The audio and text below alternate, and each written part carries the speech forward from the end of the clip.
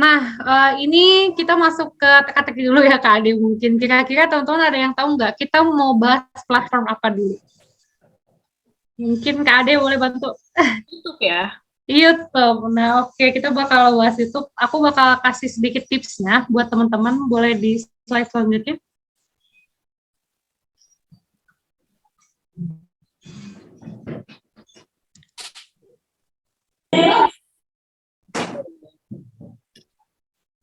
Boleh di slide. Oh, ini lagi ini kali ya. Ya, lagi loading kayaknya. Lagi Wow, loading. tadi banyak banget contohnya ya. Itu YouTube-nya itu lebih ke entertainment ya, vlogging artis Indonesia.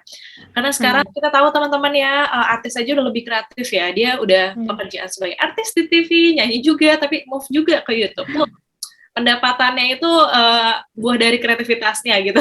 Bener gak sih? Iya benar Kak, soalnya kalau YouTube itu, kenapa kita bahas YouTube gitu ya, karena mungkin ini intermezzo gitu ya.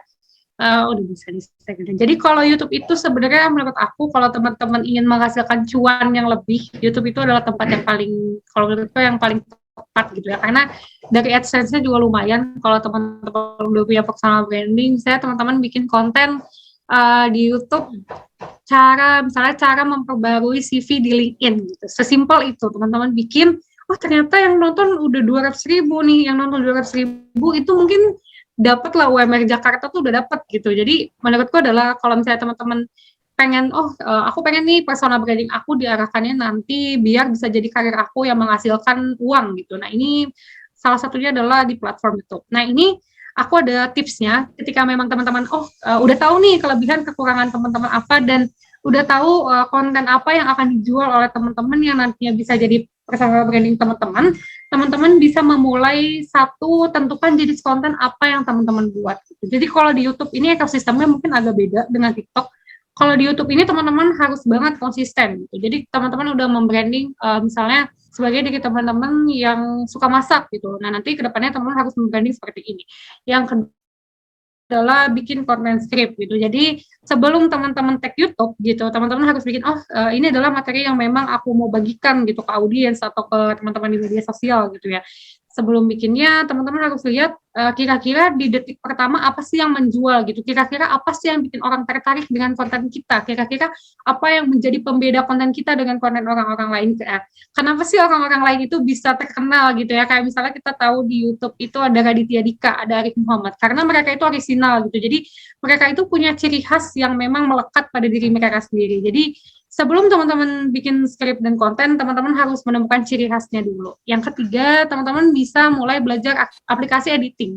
Itu ada VN, CapCut, atau Premiere. Jadi kalau VN atau CapCut, mungkin aku, kalau misalnya teman-teman masih beginner, ini masih bisa banget gitu ya teman-teman, karena memang aplikasinya juga mudah. Kalau misalnya udah lebih pro, teman-teman bisa belajar di Premiere.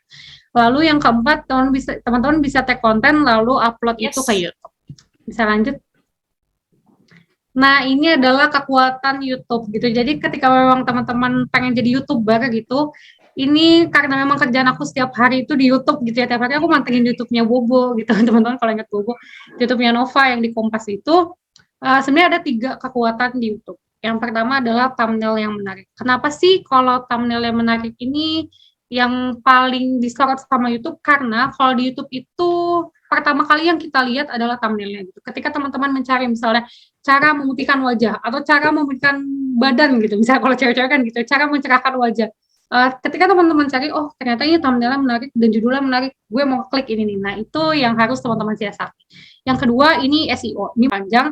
Teman-teman bisa bikin penjudulan itu yang sesuai dengan ramah Google. Misalnya ketika teman-teman mau bikin cara membuat jamu gitu, teman-teman jangan bikin kata-kata misalnya jamu yang sangat enak gitu, karena nggak ada orang yang mencari jamu yang sangat enak gitu. Jadi teman-teman harus memposisikan diri teman-teman sebagai orang yang mencari gitu ya. Teman-teman bisa bikin kontennya cara membuat jamu yang simpel, cara membuat jamu yang mudah. Sebenarnya kalau ilmu SEO ini agak panjang juga, mungkin kalau teman-teman nanti tertarik dengan ilmu SEO, karena alhamdulillah aku ada ilmu juga, teman-teman bisa tektokan sama aku di Instagram gitu ya, bisa banget tanya di DM aku sih dijawab. Yang ketiga ada riding the wave. Boleh. Open SEO luas banget ya. Iya, SEO luas banget. Yang ketiga itu riding the wave but still the original. Nah, jadi ketika memang ada konten momentum gitu ya. Jadi konten itu sebenarnya ada dua. Yang pertama itu momentum, yang kedua itu evergreen gitu ya. Jadi kalau momentum itu konten yang memang dia naiknya cepat, tapi turunnya juga cepat. Seperti teman-teman tahu konten tentang Jakarta Fashion Week atau Citayam Fashion Week yang itu kemarin sama Citayam Fashion Week itu cepat banget kan naiknya, ada si JJ, ada si Bonge segala macam gitu kan. Tapi turunnya juga cepat gitu. Tapi ada konten-konten yang memang original dan lama gitu, kayak misalnya tips-tips, cara-cara. Nah, itu teman-teman bisa selipkan misalnya cara berpakaian ala Citayam Fashion Week. Sebenarnya itu kan kontennya lama, tapi biasanya bisa diakses kapan aja, tapi teman-teman masih bisa ngikutin momentumnya. Lanjut. Nah, ini yang kedua, platform apa nih yang akan kita bahas? Ada yang tahu nggak? Ayo apa? Aku jawab ya. Ini TikTok. Oke, benar. Ini ada Bonge sama Kurma yang di Citayam Fashion Week. Jadi kita akan membahas TikTok juga gitu ya, Kak Ade. Boleh lanjut? Ini ya. Nah, ini siapa nih si begitu sulit ya? Konten ini tuh terngiang-ngiang di kepala teman-teman. Also nih, jadi kayak Raihan gitu. Aku nanya, aku sedikit chat juga nih sama Kak Ade. Menurut Kak Ade konten si Raihan ini kayak gimana? Jujur ya, aku tuh nggak pernah dengerin secara langsung gitu. Karena menurut aku menikmat konten yang kayak gini soalnya. Jadi aku cuma ngelihat reaction-nya aja orang-orang gitu kan. Nah, menurut aku juga nggak tahu lebih lengkap sih, karena emang nggak tertarik gitu. Cuman setelah ngelihat, selalu dengar kan tuh, betapa sulit melupakan Raihan. Nih, tiba-tiba lagi teleponan somehow gitu ya, aku lagi teleponan sama, misalnya sama pacar aku gitu teleponan, terus tiba-tiba aku nyanyi kayak gitu, terus bisa tanya dong, itu Raihan siapa? Gitu kan. Iya nggak? Karena udah terngiang nih di kepala, gitu kan. Bukan jadi konten pembelajaran, malah konten viral yang nggak nyambung sebenarnya. Iya. Jadi gini sebenarnya. Jadi kalau TikTok itu sebenarnya kita katakan apa ya? Kalau di YouTube mungkin kita bisa memilah apa yang kita cari, gitu kan? Kita bisa ke YouTube search, kita cari kita mau apa. Tapi kalau di TikTok kan benar-benar algoritmanya random gitu kan. Benar-benar yang FYP yang kita nikmati. Kayak misalnya kemarin kayaknya gue lagi suka cipung nih, kok tiba-tiba cipung gue hilang gitu kan, cipung kan lucu gitu ya. Aku jadi Raihan gitu. Iya, cipung. Aduh ini intermezzo ya teman-teman. Cipung kita kok hilang gitu kan, lagi suka cipung kok hilang. Nah sebenarnya kalau algoritma TikTok itu dia bekerja berdasarkan retensi gitu. Jadi misalnya teman-teman punya 15 detik dalam konten, misalnya orang-orang nonton konten teman-teman sampai 10 detik, terus mereka komen gitu, oh ini lucu banget, dan mereka nge-save, mereka nge-share. Nah itu bakal kedongkrak lagi supaya bisa masuk FYP gitu kan sebenarnya kalau konten TikTok itu algoritma sistemnya. Nah ini sebenarnya konten-konten Raihan ini ya sebenarnya aku nggak bisa menyalahkan juga, karena kita juga terhibur gitu, kita bisa ketawa gitu kan, ya mungkin person aja sih. Iya, itu personal, tapi kalau aku kayak nikmatin karena oh ada yang lucu ya gitu ya, bisa bikin orang ketawa. Jadi Indonesia tuh misalnya lagi ada panas-panasnya isu apa, tapi karena si Raihan ini kita malah ketawa gitu, oh iya lucu segala macam gitu kan. Itu sebenarnya aku balik lagi ke teman-teman, ketika memang teman-teman mungkin ada teman-teman di sini yang pengen membentuk personal brandingnya, aku mau dikenal lucu seperti itu, dikenal nyeleneh.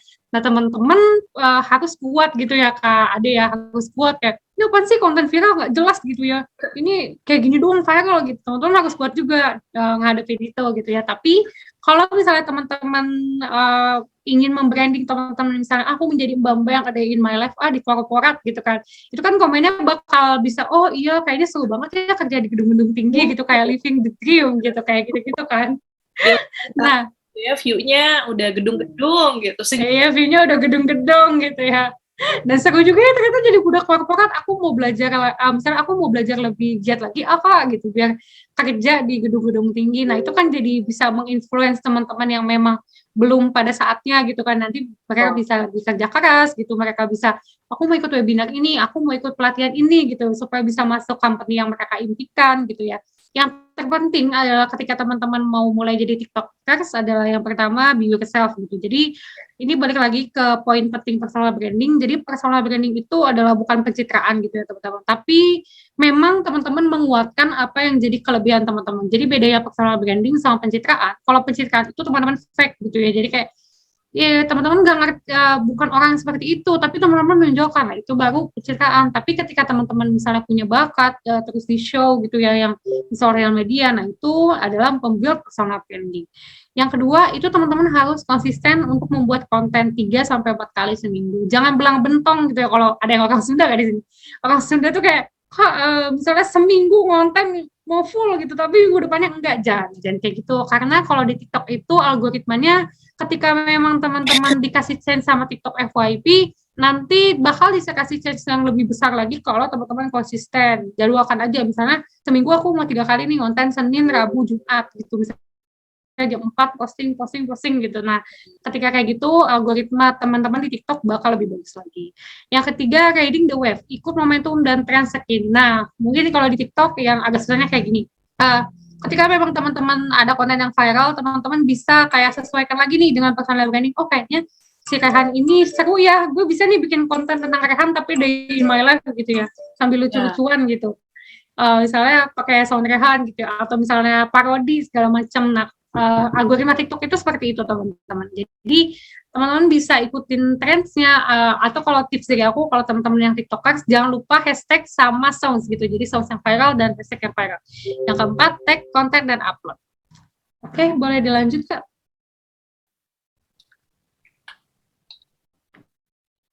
Oke, nah ini aku kasih kekuatan TikTok nih ya. Jadi kalau YouTube tadi ada ilmu SEO, kalau TikTok adalah 3 detik pertama untuk audiens. Gitu. Jadi teman-teman mau jadi TikTokers gitu ya, teman-teman harus nge-guide audiens biar nonton di 3 sampai 5 detik pertama. Kalau 3 sampai 5 detik pertama, ih udah menarik, gue like gitu, atau gue komen biar konten kreator itu nambah semangat. Nah itu bakal ngedongkrak konten teman-teman untuk masuk FYP. Yang kedua, sound yang lagi viral. Nah ini mungkin bisa diakalin gitu ya. Mungkin kalau teman-teman punya TikTok, terus mau upload konten, itu sound yang lagi viral, teman-teman bisa upload terus dikecilin. Gitu. Jadi dihilangin soundnya, diganti sama sound original teman-teman. Nah ini bisa ngedongkrak ke FYP juga. Dan yang ketiga, hashtag yang lagi viral. Nah teman-teman bisa gunain hashtag yang lagi viral, itu biar ngedongkrak, biar bisa masuk FYP. Oke, Kak Ade, boleh di slide? Thanks.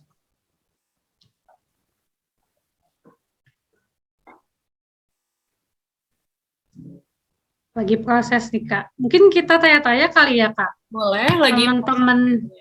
Nah, benar banget. Jadi itu tadi sempat dirangkum juga. Jadi kita punya 2 platform yang benar-benar gede banget ya. Walaupun memang Instagram juga penting banget nih teman-teman. Tapi menurut aku Instagram juga lama-kelamaan memang peminatnya tetap, tapi kalau untuk personal branding itu bisa juga untuk update keseharian kamu gitu ya, kegiatan kamu. Tapi kalau misalkan lebih lengkap lagi, kalian mau membentuk diri kalian tuh beda dengan Instagram, it's boleh banget gitu. Karena ada orang nih yang mungkin di Instagram hanya update-nya yang estetik aja gitu ya, cuma kayak foto kelar. Tapi kalau di TikTok mereka lebih luas lagi idenya, terus kalian bisa bikin personal branding sendiri di TikTok juga, itu boleh banget. Karena banyak juga loh yang kayak gitu.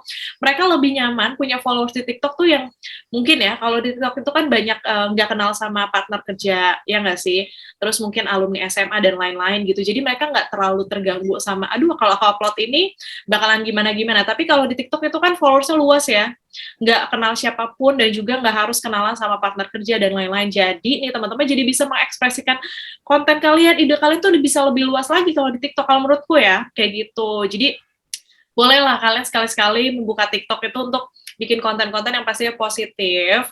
Kalau mau ngejokes atau apapun juga pastinya sih harus positif juga. Oke, nah sekarang udah ada yang raise hand, mungkin sambil nunggu aku mau lihat dulu yang raise hand. Boleh banget Kak Vicky dulu kali ya. Kak Vicky. Ya, saya bertanya. Halo Kak Vicky, selamat pagi. Kenalin dong Kak Vicky. Selamat pagi. Kak Vicky dari mana? Ini dari rumah. Dari Yogyakarta. Wow. Temanku banyak di Jogja. By the way, kamu mau nanya apa nih sama Kak Karina? Saya punya pertanyaan 2. Yang pertama ini, bagaimana cara membuat dan mengembangkan personal branding di sosmed dalam mempromosikan konten ataupun produk-produk perusahaan? Apa saja skill dan mindset yang harus dimiliki oleh pemula? Apa saja tantangan dan hambatannya bagi seorang content creator Hmm. maupun influencer. Yang kedua, bagaimana cara membuat branding yang kekinian agar dapat diminati oleh netizen untuk upgrade terus sehingga menambah follower. Apa saja tips dan triknya? Oke, Karina, udah oke? Udah jelas ya pertanyaannya? Ya. Oke, thank Jadi, you, Vicky. Boleh silakan dijawab. sorry aku rangkum ya Vicky ya. Jadi Kade ini betulin juga ya kalau aku ada yang salah. Jadi kalau misalnya kita kerja di perusahaan gitu ya, dan kita ingin mempromosikan produk perusahaan tersebut gitu ya. Itu ya Kak Vicky ya, simpelnya ya. Ya, Oke. di kolom chat ada ini. Oke. Oke. Thank you Kak Vicky buat pertanyaannya. Jadi sebenarnya kalau personal branding brand itu masuknya ke ranah marketing gitu ya. Aku sempat jadi pas aku jadi content creator di parfum sempat jadi marketing juga gitu kan, suruh jualan juga ya parfumnya gitu. Meskipun kita content creator, kita harus punya skill yang memang bisa menjual produk kita gitu. Sebenarnya kalau di produk itu yang paling utamanya adalah teman-teman harus tahu keunggulan produk apa sih yang memang berbeda dari produk lainnya. Misalnya aku jualan parfum. Oh Kak, misalnya parfum ini tahan lama nih Kak, wanginya nyebar sampai misalnya 2 meter, 3 meter tercium wanginya gitu. Atau wanginya benar-benar dari 8 jam gitu, itu benar-benar nggak hilang-hilang gitu. Nah itu sebenarnya yang harus teman-teman perhatikan ketika ingin mempersoal brandingkan suatu brand atau perusahaan. Yang pertama itu. Yang kedua, teman-teman bisa menggunakan sosial media. Nah, kalau di produk sebenarnya yang aku saranin kalau teman-teman suka jualan makanan gitu, itu bisa mulai dulu nih dari WhatsApp, aksesoris WhatsApp gitu. Ya teman-teman terdekat aku ada yang mau ini nggak, mau beli nggak gitu produk aku lagi jualan ceker mercik di Bogor kan supaya ceker yang pedas-pedas seblak gitu. Ada yang mau ini nggak, aku open PO gitu. Nah misalnya kalau teman-teman udah lihat marketnya lebih banyak, teman-teman bisa move ke platform yang lebih besar lagi, ke TikTok, ke Instagram, bisa bikin kayak misalnya video simple TikTok, lalu diupload ulang ke Instagram gitu kan. Nah itu nanti orang-orang yang memang audiensnya tadinya cakupannya cuma teman atau family, itu bisa merambat ke orang yang lebih luas lagi. Gitu. Oke, berarti lanjut ke pertanyaan kedua tuh. Untuk tipsnya membuat konten dan juga bisa nambah followers juga gitu. Kak Karina. Tips bikin konten adalah kalau menurut aku kita harus memposisikan diri sebagai orang yang ingin nonton konten. Jadi teman-teman mau bikin konten tentang a day in my life gitu. Misalnya a day in my life aku jualan bakso gitu. A day in my life aku jualan seblak gitu. Keren banget loh.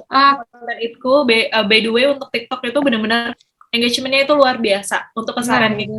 Nah itu, jadi kayak kita harus tahu nih audiens yang mereka suka itu apa gitu, yang lagi hype itu apa. Oh ternyata yang lagi tren sekarang ada di Malaysia gitu, aku mau ikut kayak misalnya dari belanja ke pasar gitu ya, beli produk-produknya gitu, atau tawar-menawar sama apa misalnya sama tukang sayur gitu misalnya yang lucu. Nah nanti dibawa pulang, dimasak gitu. Jadi teman-teman harus bisa memposisikan diri sebagai audiens gitu.